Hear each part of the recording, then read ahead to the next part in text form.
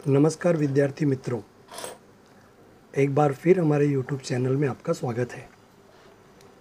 बच्चों, आज हम अंग्रेजी माध्यम के हिंदी लोक भारती विषय के इकाई 2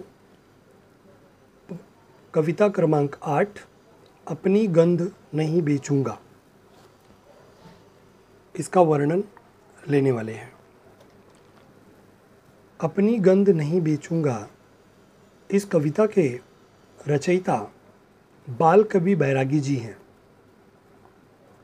बाल कवि बैरागी जी का परिचय इस प्रकार है। नंद रामदास बैरागी को कविता के क्षेत्र में बाल कवि बैरागी के नाम से जाना जाता है। इनका जन्म वर्ष 1931 मंदसौर मध्य प्रदेश में हुआ। जीवन के प्रारंभिक दिनों से ही संघर्ष को इन्होंने अपना साथी बना लिया। साहित्य के साथ साथ राजनीति में भी इनकी सक्रिय भूमिका रही। इन्होंने बच्चों के लिए बाल गीत भी लिखे। रचनाकार बाल कवि बैरागी जी की प्रमुख रचनाएं इस प्रकार हैं: गौरव गीत, दर्द दीवानी, काव्य संग्रह आदि। बच्चों, अपनी गंध नहीं बेचूंगा इस पद्य के सारांश को यदि हम जानें तो वो इस प्रकार है। स्वर, पद व ताल से युक्त गान ही गीत होता है। इसमें एक मुखड़ा तथा कुछ अंतरे होते हैं। प्रत्येक अंतरे के बाद मुखड़े को दोहराया जाता है, गीत गाया जाता है। यह कविता भी गीत के रूप में है, जिसमें गीतकार ने फूल के स्वभाव की विशेषताएं बताते हुए कहा है कि किसी भी परिस्थिति में फूल अपनी गंध नहीं बेचता है। फूल की इस स्वाभिमानी प्रवृत्ति को मनुष्य को भी अपनाना चाहिए। तो छोटे में अगर कहा जाए तो इस कविता में हम फूलों से कुछ गुणधर्म को लेकर मनुष्य को अपने जीवन में लागू करना चाहिए, ये हम सीखने वाले हैं। इस कविता के कुछ कठिन शब्द हैं जो इस प्रकार हैं, जिसको सरल शब्दों में भी बताया जाएगा। अनुबंध, समझौता, प्रतिज्ञा पत्र, अरुणाई, लालिमा, लाली, उपवन, बगीचा, कोंपल, नई कोमल पत्तियाँ, खुददारी, स्वाभिमान, गंध, महक, बास, डाली, शाखा, पवन, हवा, प्रतिबद्ध, रुकावट, फागुन, फाल्गुन, मंडी, बाजार, माटी, मिट्टी, संग, साथ, सरगम, राग में लगने वाले सुरों का स्वर, सुगम, फूल, सौगंध, कसम।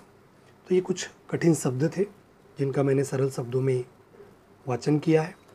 आइए अब शुरू करते हैं कविता और उसके अर्थ को। पहली पंक्ति है: चाहे सभी सुमन बिक जाएं, चाहे ये उपवन बिक जाए, चाहे 100 फागुन बिक जाए, पर मैं गंध नहीं बेचूंगा, अपनी गंध नहीं बेचूंगा। इस पंक्ति के माध्यम से फूल कहता है कि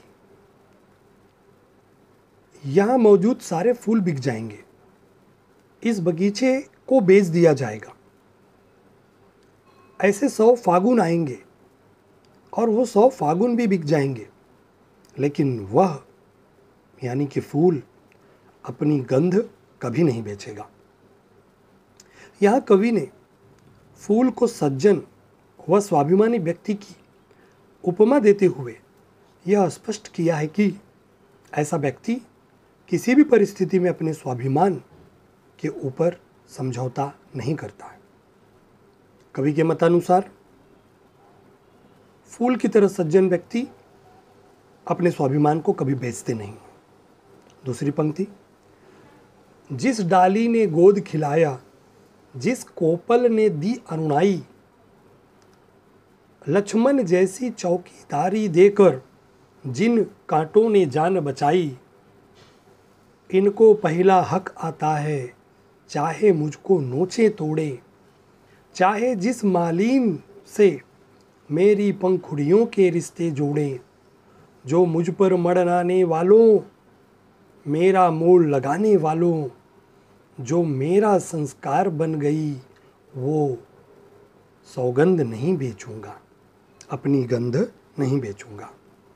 इस पंक्ति के माध्यम से फूल कहता है कि जिस डाली ने उसे अपनी गोद में खिलाया है, जिन कोंपलों ने उसे सुंदरता प्रदान की है, जो लक्ष्मण की भांति कांटे हैं, जिसने दिन रात फूल की रक्षा की है, सबसे पहला हक फूल पर उनका है। वे चाहे उसे तोड़ें या नोच कर फेंक दें, उन्हें फूल के साथ किसी भी तरह का व्यवहार करने का अधिकार है। फूल कहता है कि ये सभी उसे अब चाहे जिस मालीन के हाथ सौंप दें, उसे कोई आपत्ति नहीं है। आज जो लोग उसे पसंद करते हैं, उसके आस पास उसे पाने की इच्छा से मडरा रहे हैं, उनसे फूल कहता है यह सुगंध ही उसका संस्कार है, और उसने कसम खाई है कि वह किसी भी परिस्थिति में अपने सुगंध को नहीं बेचेगा। यहाँ कवि जी कहते हैं, फूल को ध्यान में रखकर फूल को सज्जन व्यक्ति की तुलना में, कि सज्जन व्यक्ति अपनी शुभ चिंतक और सहयोगियों के लिए सम्मान का भाव रखता है। वह लालच को त्याग कर आवश्यकता के वक्त अपने सहयोगियों के लिए पूरी श्रद्धा और निष्ठा से सहायता करता है। तीसरी पंक्ति, मौसम से क्या लेना मुझको, ये तो आएगा जाएगा, दाता होगा तो दे देगा, खाता होगा तो खाएगा। कोमल भंवरों के सुर सरगम, पतझरों का रोना धोना, मुझ पर क्या अंतर लाएगा, पिचकारी का जादू टोना। ओ नीलाम लगाने वालों, पल पल दाम बढ़ाने वालों, मैंने जो कर लिया स्वयं से, वो अनुबंध नहीं बेचूंगा, अपनी गंध नहीं बेचूंगा। इस पंक्ति में फूल कहता है कि मौसम तो समय के साथ बदलता रहता है, मौसम तो आते जाते रहेंगे। कभी उसकी मदद करने वाले लोग भी उसे कष्ट पहुंचाते हैं, वे लोग भी मिल जाते हैं कष्ट देने वाले। कभी किसी ऋतु से भंवरों का झुंड उसकी पंखड़ियों पर मड़राता हुआ अपने मनोहर गीत सुनाएगा, तो कभी पतझड़ का सूनापन उसके दुख का कारण बन जाएगा। फूल कहता है कि उस पर पिचकारी का जादू टोना, अर्थात दवाओं के छिड़काव का कोई प्रभाव नहीं पड़ता है। लोग चाहे जितना दाम बढ़ाकर उसकी नीलामी में शामिल हों, लेकिन उसने जो अनुबंध अर्थात संबंध बनाया है कांटों से, कोपोलों से, वो उसे कभी नहीं तोड़ेगा। यहाँ कवि यह स्पष्ट करते हैं कि मौसम के बदलने के बावजूद भी जिस प्रकार फूल अपने स्वभाव को नहीं बदलता है, उसी प्रकार सज्जन व्यक्ति के स्वभाव में भी कभी परिवर्तन नहीं आना चाहिए। ऐसे व्यक्ति अवसरवादी नहीं होते हैं, वे प्रतिकूल परिस्थितियों में भी अपने सहयोगियों का साथ देते हैं। अंतिम पंक्ति, मुझको मेरा अंत पता है, पखुरी पखुरी झर जाऊंगा, लेकिन पहले पवन परी संग एक एक के घर जाऊंगा। भूल चूक की माफ़ी लेगी, सबसे मेरी गंध कुमारी, उस दिन में मंडी समझेगी, किसको कहते हैं खुददारी। बिकने से बेहतर है मर जाऊंगा, अपनी माटी में झर जाऊंगा। मन ने तन पर लगा दिया, वो प्रतिबंध नहीं बेचूंगा, अपनी गंध नहीं बेचूंगा। इस अंतिम पंक्ति में फूल कहता है कि उसे पता है कि जिस तरह सभी के जीवन का अंत होता है, उसी प्रकार एक दिन उसके जीवन का भी अंत हो जाएगा। एक दिन ऐसा आएगा जब उसकी एक एक पंखुड़ियाँ झड़ जाएंगी, उसका जीवन धीरे धीरे समाप्त हो जाएगा।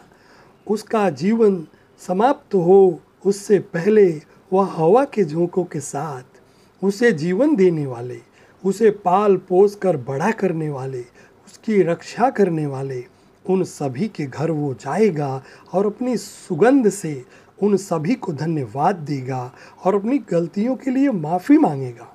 उस दिन मंडी को फूल की खुददारी का भान होगा। वह बिकने से अधिक श्रेष्ठ मिट जाने अर्थात मृत्यु को मानता है। फूल कहता है कि उसके मन ते तन पर प्रतिबंध लगा दिया है, अर्थात उसने यह दृढ़ निश्चय कर लिया है कि वह अपने स्वाभिमान को किसी के हाथों नहीं बेचेगा। यहाँ कवि इन पंक्तियों के माध्यम से यह स्पष्ट कर रहा है कि सज्जन व्यक्ति को चाहे जीवन में जितना कष्ट झेलना पड़े, लेकिन उसके जान भी जोखिम में हो, लेकिन वह अपना स्वाभिमान सद्गुण कभी त्यागता नहीं है और वह जीवन के अंतिम क्षण तक सहयोगियों के साथ प्रेम व्यवहार के साथ रहता है और अपने स्वाभिमान को कभी नहीं बेचता है। तो बच्चों, ये कविता अपनी गंध नहीं बेचूंगा जिसका वर्णन मैंने अभी आपके सामने किया है, आप इसे बार बार सुनिएगा, इसका अर्थ आपको याद हो जाएगा और आप इस पर बनने वाले सभी प्रश्नों का उत्तर आसानी से दे पाओगे। अगली कड़ी में मैं आपके लिए नए पाठ, नए कविता का वर्णन लेकर आऊँगा। यदि अभी तक आपने हमारे चैनल को सब्सक्राइब नहीं किया है तो इसको सब्सक्राइब कर लीजिए और समय समय पर आपके लिए जो वीडियो लेक्चर बनाए जाएंगे वो आपको मिलते रहेंगे, जिससे आपके अध्ययन, पठन पाठन के कार्य में आपकी मदद मिलती रहेगी, आपकी सहायता होती रहेगी, आपके अंक बढ़ते रहेंगे। तब तक के लिए मुझे नमस्कार। जय हिंद, जय महाराष्ट्र, जय उत्तर प्रदेश।